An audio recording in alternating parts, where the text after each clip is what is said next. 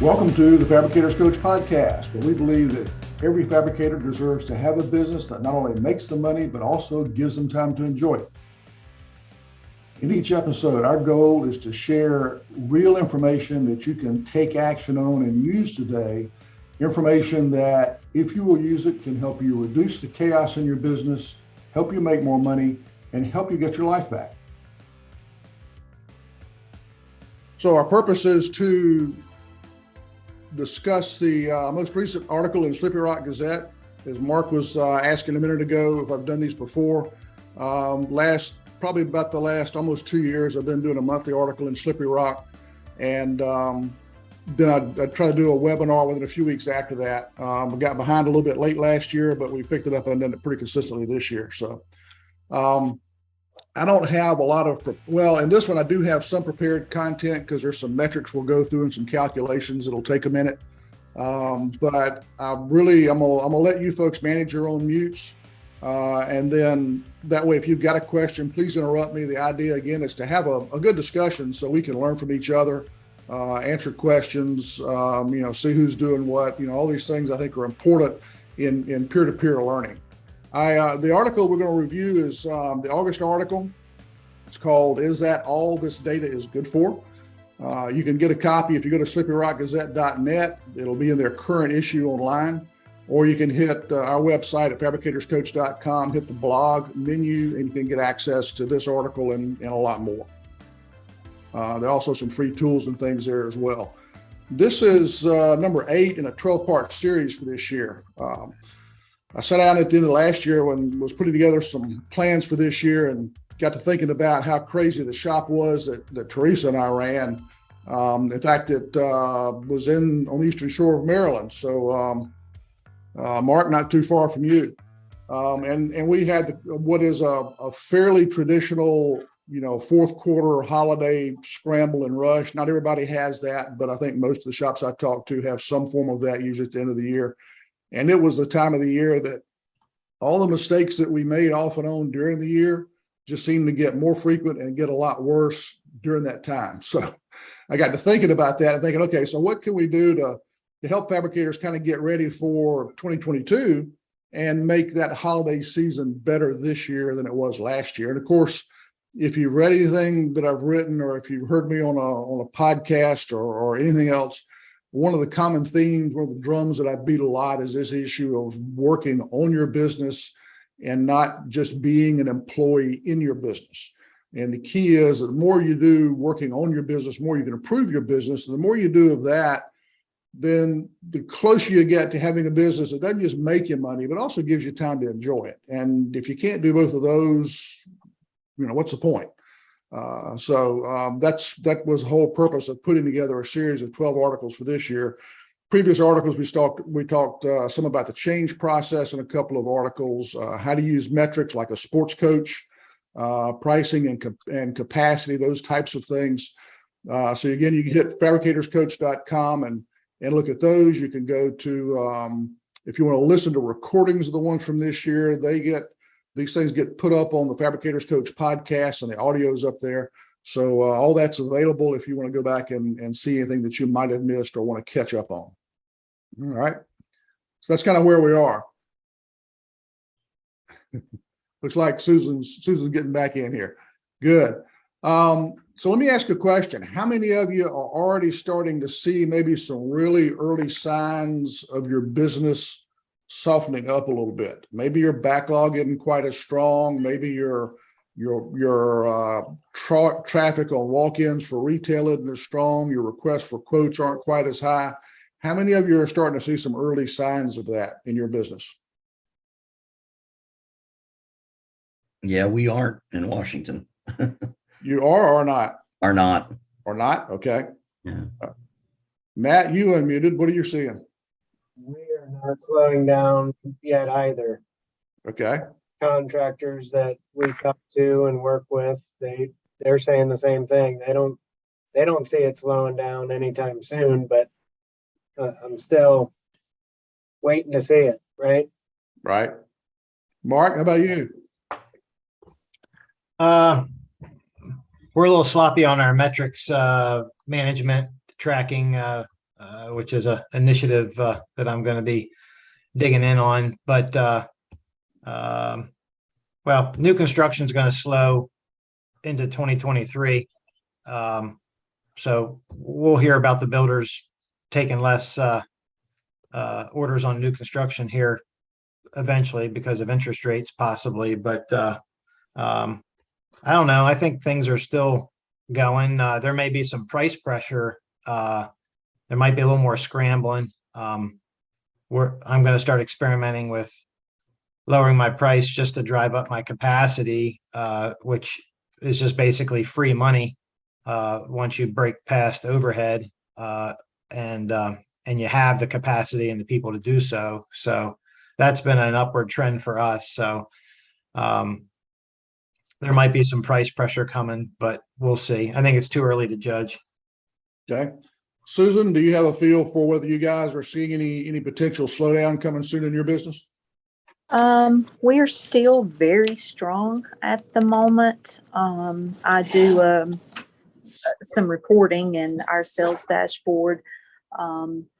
Maybe not quite as strong as the second quarter, but we are still rocking and rolling. Okay, well, good. I'm glad to hear everybody's business is strong. I hope all of you are tracking leading indicators like website traffic, social media engagement, your walk-in traffic, your request for quote, that kind of stuff, because those leading indicators are really key to help. And what it does is it helps, and this is something you'll hear several times today, is it'll help quantify your intuition on what's going on, be able to put some numbers to it. And those leading indicators are really key to help you get a feel for what your sales are going to look like, several weeks to a month or 2 or 3 down the road. So what I'm seeing in the fabricators I'm working with is certain parts of the country are like you folks are still wide open and strong. Other parts of the country are starting to see some softening. And some of this has to do with the type of market that you're in. If you're in say a $4,000, $5,000, $6,000, $7,000 kitchen is your typical kitchen in what I would call an average house, then you may start to see a little bit of softening there. The higher end of the market doesn't seem to be soft yet. Multifamily is going wide open.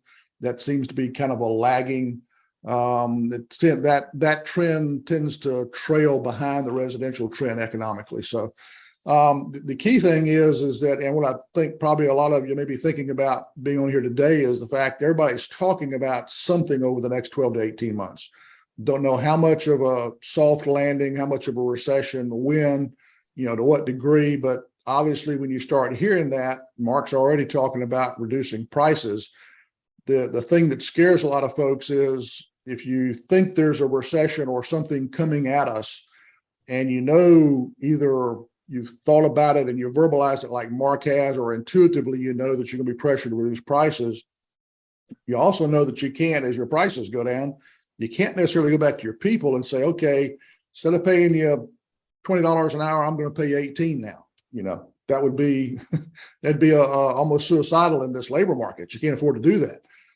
So that your labor is not going to go down. Material prices have been continuously increasing. Hopefully that's slowing down some, but I doubt you're going to see a lot of price decreases anytime soon. So the net effect is that your business gets squeezed, doesn't it? Your margins get squeezed, your profit margins get squeezed, and it gets to be really tough sometimes unless you understand your capacity and you understand some of the things that Mark has talked about, and I'm going to be getting a little deeper into. Then how you manage that gets to be critical, because either you're going to see your total sales volume start to decrease, same number of kitchens, same number of square footage, but total revenues down because you reduce prices, or you're going to see fewer square footage, fewer kitchens because of less demand. And then you got to start making some tough decisions. And regardless of how you decide to approach this, one of the things, and we talked about this in either the last webinar or the one before it, we talked about the fact that with the economy getting softer, you really should start to spend money on marketing. Get out there and get in front of it. The challenge, and the thing we talked about in a past webinar, was what's that marketing message? It's not just product at a price. It's got to be something that makes folks want to buy from you rather than the folks across town. But what you've got to do is start to spend money on marketing. You need to spend that money. The question is, where do you spend that? most of you from listening to you talk have been in the business long enough to have some pretty good intuition about your business. The challenge is, how do we quantify that intuition and use those numbers to help drive where we spend that marketing money? And so that's the thing that we want to really get into with our session today. Let me ask you a question, and some of you may think this is a strange question, but I've got a reason for it. How many of you generate and review, your business does, monthly P&L statements? Anybody here who doesn't do that? Okay, all right. I do have a surprising number of folks who don't do that. Anybody here who doesn't do that? All right, for those of you who do, how well do you understand what that's telling you? How useful are they?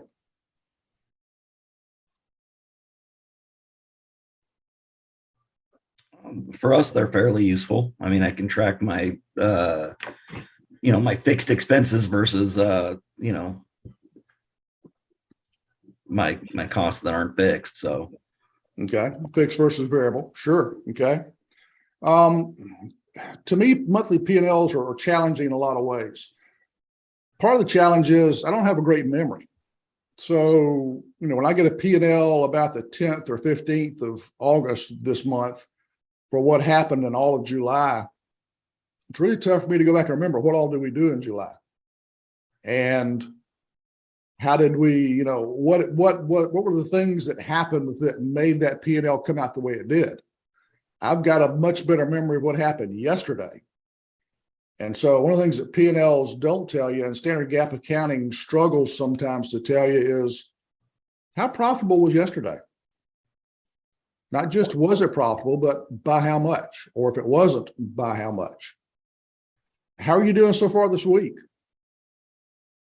It's the 19th of August. What are you doing so far this month? And based on the orders you've already booked, the installs you've got scheduled, and what you have planned for the rest of the month, what do you think the bottom line on your P&L is going to be for the month of August, sitting here at the 19th of August? How much profit do you plan to make next Thursday?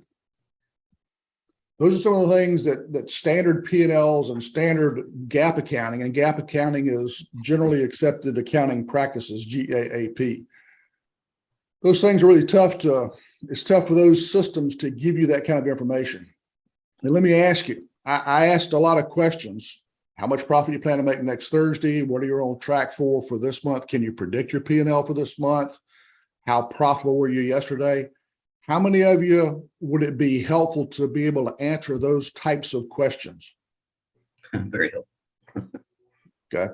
Yeah, what I'm finding talking with fabricators is that when we can answer those types of questions, we can now start running the business much, much more effectively and make some really good decisions. And we're going to talk through how to do that. Part of the challenge is GAAP accounting has got some flawed assumptions. I've got experience in Fortune 100 manufacturing plants as a coach and as a consultant, as an employee. And I've had to do things like explain labor and overhead variances for a $12 million labor budget each month and a $12 million overhead budget each month. And so I've dealt with those systems in detail extensively. You got to have GAAP accounting because the banks need that, the IRS needs that. Unfortunately, there needs to be a standard yardstick to evaluate companies for a lot of reasons. So you can't get away from that. But the challenge is, as I've just talked about, it just doesn't help you make good decisions. So management accounting is a category of metrics we're going to talk about here that will help you answer a lot of the questions that I raised a minute ago. And what I'm finding is it really tends to confirm the intuition you have about your business. And it does it in a much better way than standard cost accounting does. All right. So I'm going to, if I can get this set up right, I'm going to do a screen share with a whiteboard. Give me just a second to get this set up here.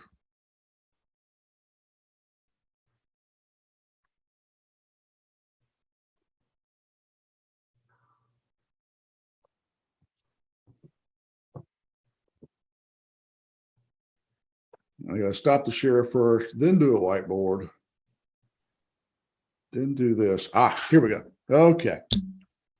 Now, everybody see my whiteboard? Yep. Good. Thank you. All right. So, in the countertop business, it's really an intersection of a lot of different things that are going on. We've got retail, we've got B2B wholesale, we've got construction, we've got interior design, and then we've got the whole template fabricated install set of activities. And that set of activities is much more like manufacturing. So I look at this business, this industry a lot as primarily a manufacturing business from terms of how we manage it, what we do with it. And with that, I want to do a really quick, just a couple of minute explanation of some of the foundation of the metrics. Then we'll talk about how to use those. But in manufacturing, we've got our classic manufacturing plant. Everybody see that? Yep. Yeah. All right. And what happens in a manufacturing business is we have raw materials that come in. We have this miracle. I'm trying to do kind of a sun starburst thing here, this miracle that occurs. And then finished goods ship out. And that's manufacturing. Okay. So let me ask a question. Who determines what we pay for the slabs and sheets we make countertops out of? Who determines what we pay for raw materials? Supplier. So your suppliers, if they wanted to raise prices, they could charge you $1,000 a square foot and you'd still buy from them. No, exactly. It's a trick question, obviously. It's a market decision, isn't it? And even though you may not feel like you can negotiate some, in reality, they can't charge more than the market will bear. All right. And there's also the opposite. If they charge too little, the market wonders if it's any good or not. So the market essentially sets the price that we pay for the goods that come in. And when you look at the finished products that we ship out, these finished goods, the market sets the price on those too, doesn't it? Okay. So if I do this calculation, let's call finished goods, let's call it sales price. I'll abbreviate that. If I take my sales price of my finished goods and I subtract this market-based number for the raw materials I bought to make those finished goods, from kind of that mile-high view of business, what have we just quantified? Any guesses? Manufacturing cost. Was that Matt? Manufacturing cost. All right, manufacturing costs. That's really close. What we've done is, since the market sets the price we sell goods at, because we can't get $1,000 a square foot for finished countertops. I wish we could, but we're not. And we're not going to pay $1,000 a square foot for materials. So the market essentially has just quantified all those activities that happen inside that manufacturing plant. If any of you are familiar with Lean Six Sigma, there's a term called value added. And value added is all the activities that we do to turn slabs into countertops.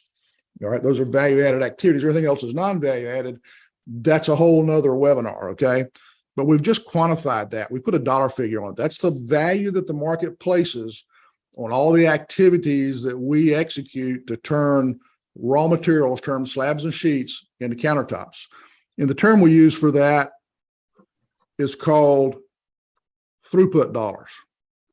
Throughput dollars, excuse me, is the cash that we generate. And so if we take an order and we do this calculation, we will get the cash that order generates. Now, I'm using raw materials as kind of a generic term. There's some other factors we'll include in that if we did a real calculation, but for the purposes of this webinar, I'm just going to call it all raw materials. Now, there's a really significant factor that's missing in here in this calculation. If we're looking at key metrics to run the business, what might that factor be, you think?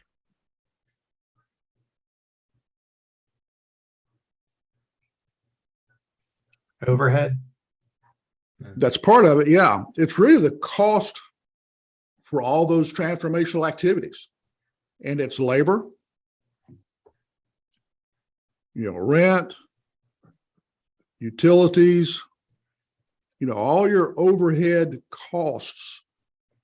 And we call that operating expense. That's the cash that we burn. So we can take several months of profit and loss statements. We can run through and pull out all these materials and these totally variable costs. And the other costs that are left are is the cash that you burn every month.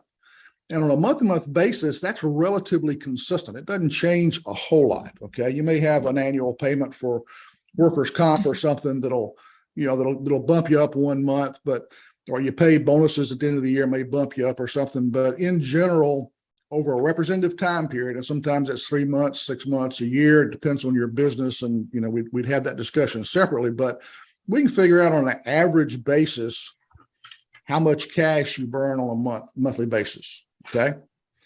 So let me ask you this question. If I do this calculation, I take throughput dollars for a given time period, say a month, and I subtract the operating expense for that same month, what do I get?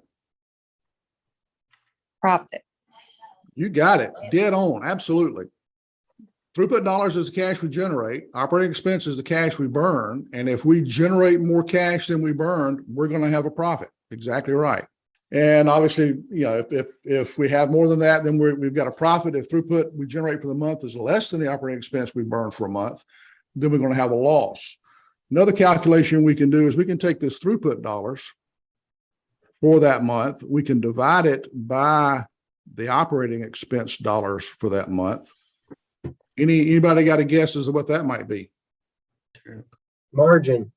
Not quite margin. We call it productivity because it's the productivity of money. If I take the throughput dollars for a month, I divide it by the operating expense dollars for the month. The cash we generated for a month divided by the amount of cash we burned for the month. And I get the result of that equation is 1.0. What does that mean? That's your efficiency. Well, it's the efficiency of money. Yep. Agree with that. But if I generated exactly as much cash in a month as I burned in a month, then I divide the two, I get 1.0. Let's say that you burn $100,000 cash a month and you generated enough throughput of $100,000 a month.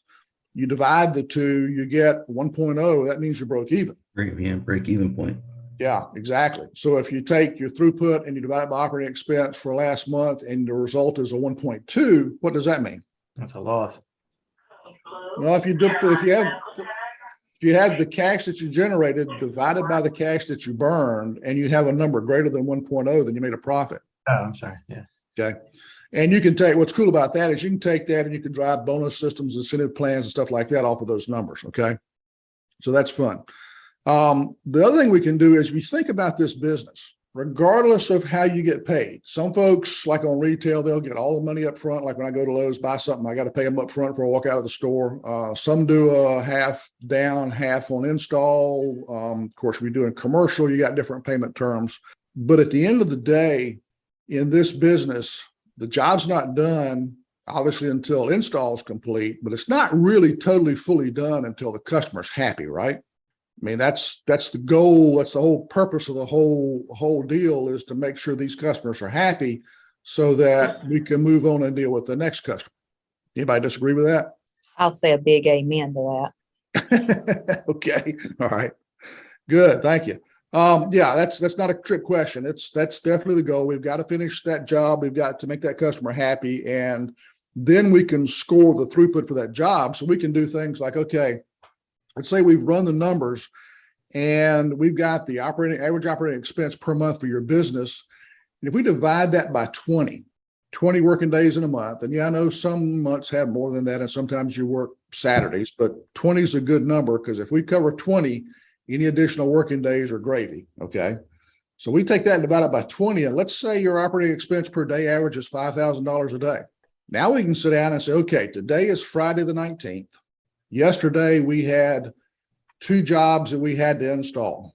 We scheduled install. We finished both of them, and the throughput dollars for both of those jobs put together was $6,000. Did we have a good day yesterday or not? Our average cash burn rate is $5,000 a day. Yeah. We generated $6,000 in cash yesterday. Doesn't that mean you made $1,000? Absolutely. Yeah. Now we've got a daily metric. All right. We can sit down and, yeah, yesterday felt good. We finished both jobs, both customers are happy. Great. Good day. How good was it? It was $1,000 good. Is that helpful to know? Yeah. Okay. So we think about this whole focus on install. There are a lot of things we can do with this, and I won't get into all of them right now. There's a daily, first thing in the morning stand-up meeting. How will the installs go yesterday? If in one of those two jobs we broke a splash, didn't have enough on the truck to finish the job, we had to come back to the shop, cut a splash. We're going to go back out today to finish that job. If that job, let's say that was the second job of the day, had $3,000 in throughput associated with it, and the other job had $3,000, then we want to have a rule like, okay, we don't score the throughput for that second job till that job's absolutely totally done. That customer's happy, right? That's our objective. Right. Now our score for yesterday was $3,000 compared to the $6,000 we thought we had. Yeah. So was yesterday a good day or not? Bad day. Not a good day. Agreed. You're in. Yeah. Now the good news is when we go finish that job today, we'll take that $3,000, subtract that additional material that we had to make that splash out of. It'll come down a little bit, and we will have, we'll have a better day today than we had yesterday. But we're starting to track how well we're doing day to day, and we know why things are good or not good. And now we have very timely information, don't we? Yeah. All right. And so a couple of things, some other things we can do with this data is when we look at materials as a percentage of the sales price of the job. What do you think you guys are seeing mostly in your businesses right now? How does that percentage look? High. You got a number, a rough guess on that? About 27%. Okay. How about the rest of you? No guesses, huh? Okay. A lot of folks don't track it. Matt, you just unmuted. Did you have something? I was going to throw a dart at the wall, but it's just a dart. And I was going to say about 25 to 27%. Okay. If you guys are getting, if you go back and pull some orders, and if you run the numbers and your materials as a percent of your selling price are running 25 to 30%, you're good.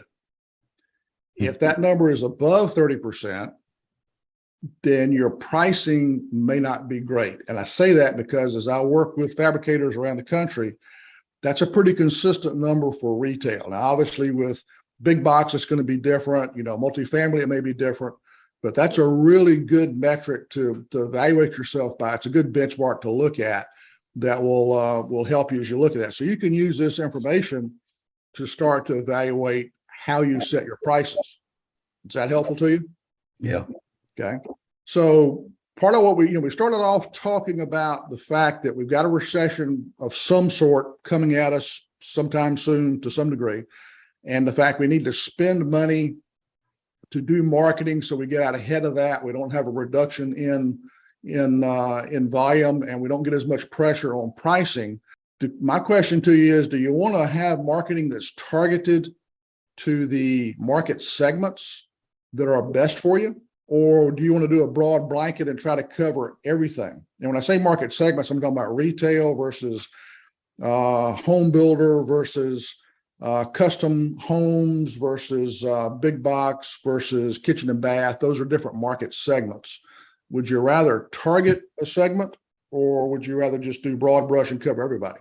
I think it depends on what your forte is, I guess. I'd rather do a broad brush and blanket everybody with a little bit of targeted, a little multi approach is where I'm always a fan of. You want your cake and eat it too, in other words. Well, yeah. We in our shop, I do so much. We do some multifamily work. I do some production builder work, and we do some, high-end custom work. Yeah. So we kind of do and I do retail. So I've got a broad brush we're painting with. So which of those segments are the most profitable for you? The high-end custom. All right. How much more profitable are they than some of the other segments? I haven't quantified that exactly yet, but Okay. I know that we do some $6, $7, $8 million waterfront homes that I'm baffled that the people just don't look at the dollar and sign the check and go, here you go. And sometimes I scratch my head and go, okay, thanks.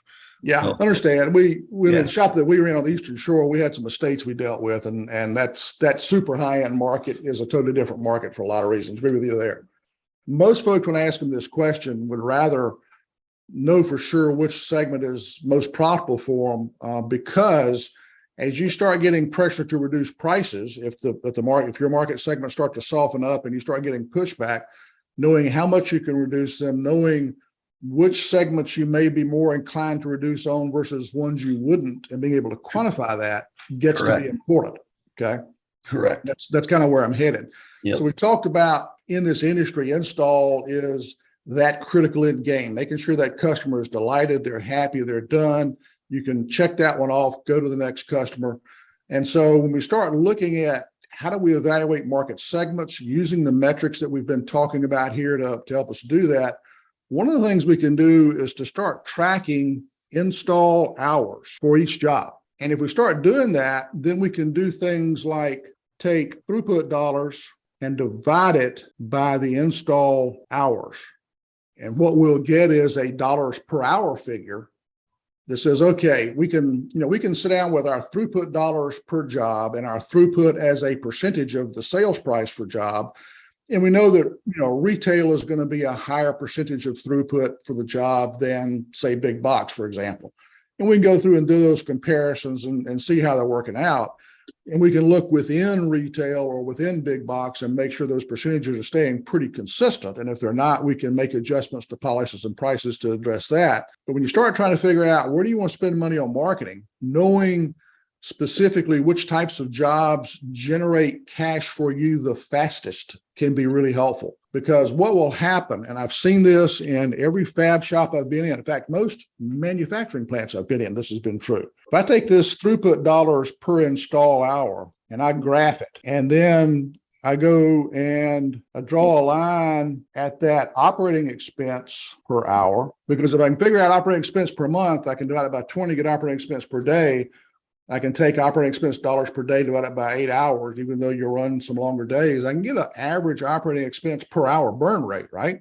Yep. And so if I do that and I track throughput dollars per install hour on this axis, I have my jobs here. And if I sort a batch of jobs, 20, 50, 100 jobs, and sort them from highest to lowest by throughput dollars per install hour, I will always get a graph that looks something like this. And I want to put some numbers on that. We said, okay, 5,000 a day was our example for operating expense per day. Let me get my calculator out. 5,000 divided by 8 hours is $625 an hour with this fictitious plant. That means I'm going to have some jobs down here that will be less than that. That will almost always happen. I will also have some jobs up here that may be in that. I will also have some up here that are like 1,500 per hour, 2,000 an hour, crazy numbers way above this 625. And so if you're going to go spend your limited marketing dollars, and I say limited because you don't have an endless supply of them, you want to get the most that you can for them. Where do you want to, what types of work from this graph do you want to get the most of? The 1,500 an hour. Yeah, that's a pretty easy decision, isn't it? The question is, what's the difference between these jobs and these jobs? And that's where you got to start diving into your data, do the calculations. Some of it is the way your pricing structure is set up for, say, retail, high-end retail versus big box. Those will be obvious. But even within high-end retail, you will see a fair amount of variability when you do this type of checking, okay? Any of you who are really good with Excel, you want to do pivot tables or power pivots, you can have a lot of fun with this data. If you're really good and you can do Microsoft Power BI, or you got somebody who can do that for you, you can graph this stuff out. The key is understanding what the numbers and the graphs are telling you, because as you walk through this, you'll start to understand it's not just retail versus big box.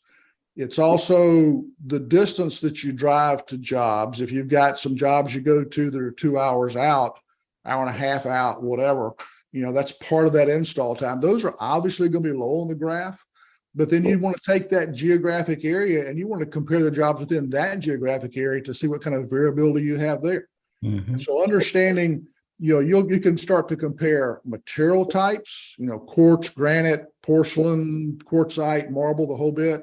You can compare market segments. How many of you deal with contractors or kitchen and bath dealers, for example, and some of them are really easy to deal with and some of them are just a royal pain in the you-know-what. I'm hearing some chuckles. We all have that, right? So the question is, when you take, let's say you've got 10 contractors you deal with, and let's say 2 of them really, you almost hate to see an order come in from them because, man, it's going to be a chore to get those folks happy. And there's always something that seems to go wrong with their job. Well, that's going to probably show up in your install hours for those jobs in many respects because of the callbacks and because of the things you got to go back and do. Well, now you can start comparing for those 10 contractors and see where they start to fall on average on this graph. And maybe those 2 that are really, intuitively, they're not as profitable. You may decide as a business, you don't want to lose them for any reason. And it's your business. It's your decision. You've got reasons for that. But maybe you'll do things like mark their jobs up a little higher. You may give the other 8 contractors your typical install Monday, template Monday, install the following Monday lead time. But these 2 that are problematic, you may do a template Monday install 2 weeks later on Monday. You may change their payment terms to something shorter. They're all things you can do to help make that less of a pain, to start to reward your business. And at some point, you may even cause them to self-select out and go do something else, which, a good competitive advantage is to inflict pain on your competitors. And if these folks really are a challenge, maybe it's a benefit. Okay. So We've just done that exact same thing. We have gone through a list of vendors and had our sales staff rate them as A, B, and C based on some of these very things, and that difficulty to deal with, throughput, all of that went into their rating. And in times when we are very busy, those customers that are A customers, they're going to get the preferential treatment. fantastic. Did you guys actually use some of these specific metrics to do that ranking? We do throughput, and that was one reason I wanted to sit in on this, because throughput was a brand new term to me when I came here. We do look at throughput, and I've been investigating in our fab shop our square footage per man hour, not equated it back to throughput yet, but just to kind of see, that goes a long way. And how much money are we spending in the fab shop for labor? So yeah, and I'm digging into throughput a little bit now, but yes, our sales staff is very good with throughput. They calculate estimated throughput for every job. And then at the end of the job, we go back and calculate actual throughput after we've had any callbacks or such. Sorry to interrupt, but I just wanted you to know, yeah, we were doing some of that, and that was new to us, rating some of those customers and using those metrics. Excellent. It's great to hear you doing that.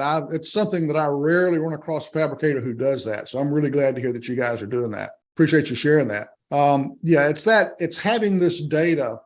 I mean, if you didn't have the data, you're doing this based on, somebody likes a customer, doesn't like a customer, sometimes influences that evaluation because you don't have numbers. You got a contractor or a kitchen and bath dealer who in the last month or so has had some turnover. They've been tougher to deal with. That could influence the rating. But if you got the data, it's a much more objective analysis. And that's one of the keys. And I find, again, working with fabricators, that when we put this kind of data together for them, using your numbers, then it helps put a number to that intuition that you've got. And when you start doing things like, what kind of work do I want to get? Things are slowing down. What's really interesting is when you look at the difference between $1,500 an hour versus something less than $600 per hour, obviously that's a huge swing. But there also is the argument that could be made for, if the market's slowing down and if you're going to put fewer jobs through your shop, is there a way to set your business up so that you can make almost the same profit, but with lower volume? Well, if you can get a whole lot of this, the argument's there. Now, I will tell you, I'm going to fess up right up here up front. Making the shift from this kind of work to that kind of work is not necessarily the easiest thing in the world to do. A lot of factors that go into this. I'm just talking about data now. That's one of the major factors you would use in making your decisions. But obviously, the more you can shift that, the higher the impact's going to be, and the better opportunity you've got for surviving whatever is going to come at us economically. Does that make sense? Absolutely. Is this helpful if you can figure out how to do this in your business? Yes. And I actually read that article, and honestly, it was like reading Chinese. So now that you've explained it here on the whiteboard, I'm like, okay, now I know what he was talking about. So yeah, there's only so much I can do in 1,000 words. I'm sorry, guys. Yeah. All right. Any questions on this before I close the whiteboard? I got a couple of minor points to make on the slides and presentation, but any questions on this before I close the whiteboard? No. All right. I'm going to close that up, and we're going to go back and get the presentation back up real quick to make a couple of quick points, and then we'll be at the end of our hour here. All right. So those are the metrics. And again, this helps quantify your intuition, gives you good data to work from. We've talked about the difference between management accounting, GAAP accounting. We've defined the metrics. We've talked about, being able to figure out, did we win the day yesterday or not? Can we predict how much profit we should make tomorrow based on how many installs we've scheduled? And that's kind of interesting, because when you think about the scheduling function in your business now, your scheduling function is determining how much profit you may or may not make next Thursday. So that's something interesting to keep in mind as well. We talked about pricing and then about quantifying your intuition and how we'd use that on market segments. Any questions about this part? One of the things that's important, as you look at I mentioned as we started off that in previous webinars, previous articles, we've talked about marketing and the fact that if you're putting just product at a price out there, you're doing the same as everybody else. If you go pick a handful of fabricator websites, countertop websites, and they all look pretty much the same. You got to differentiate yourself. And so that marketing message, that marketing identity is critical. And that marketing message needs to be different for each one of your market segments. So if you're going to pick not just one segment, but 2 or 3 in that higher throughput dollars per hour range, you need to make sure you got the right message for the right segment. But the reason I make that point is that when you start running the metrics are great. They can help you a lot. No, I think everybody agrees with that. The challenge is you've got to work that with your marketing identity, with your marketing message. It's got to match with the channel you're going to go after so you can hit that $1,500 per hour or whatever that high-end metric is for you. And that all has to pull together. Those are key things to really make that work for you. And those are the things I really think fabricators need to be doing to get ready for what's coming at us. Some of the past articles that deal with some of these same topics and get into a little bit deeper into some of the calculations, I've got those up here on screen. You can get those again at Slippery Rock or at fabricatorscoach.com. They're there. We've got just a minute left. Sometimes I get some questions that pop up after the articles. People come in and say, hey, what about this? What about that? One question I get a lot is can I really predict my P&L before the month is out? Yeah, obviously. We've walked through the mechanics for that. If you've got a backlog of work, you're sitting at the middle of the month, like here, we're at the 19th of the month. If you're booked out on installs through the rest of the month and you've been tracking these metrics up till now, you can sit down, look at what you've got scheduled, and you can get a feel for what August is going to look like as far as the bottom line of your P&L. And you've still got a few weeks to make changes in your business to figure out how to make it better. And you can do that starting at the beginning of the month, you can do it at the middle of the month. So now you can start being proactive and driving your P&L rather than reacting to it. I look at managing by the profit and loss statement as kind of like driving by looking in the rearview mirror. We're looking at where we've been, so hopefully we end up in the right spot. And that's tough to do because I've tried to do that and several positions, and it's really tough to do. Another question that pops up a lot is, why would I want to quantify my intuition? Well, hopefully, if you didn't sleep through this, it's pretty obvious that the value of being able to put metrics around this so that, a preference for working with somebody versus not working with somebody else because of something that has nothing to do with business. This takes that out of there, takes that prejudice out of there, whatever that personal deal is, and lets you look at the numbers that are the best numbers for your business. So that's really the purpose there. Anytime you want to just talk, you got any questions, you can hit the website. My contact information is here on screen. Reach out to me. The next article that will come out 1st of September is what's the best solution? And it's about making changes in your business, how to make those changes so they improve your processes, get good solutions, and especially how to make those changes stick. How many times have you made a change in a process, improved something, solved a problem, and then a few weeks later you walk back by and say, wait a minute, didn't we change that? Or didn't we already fix that? So if you ever had that situation pop up, look out for the next article in the Slippery Rock because it'll come out first of the month and you'll see that. So I want to thank you for taking your time out of your Friday and spending some time with us. Hope this has been helpful for you. All right. Thanks, folks. Have a great weekend. Thank for your you. time, Mitch. Thank you for listening to this episode of the Fabricators Coach podcast. If you've got any additional questions about this particular episode or anything else, please check us out at fabricatorscoach.com. Thanks. Have a great day.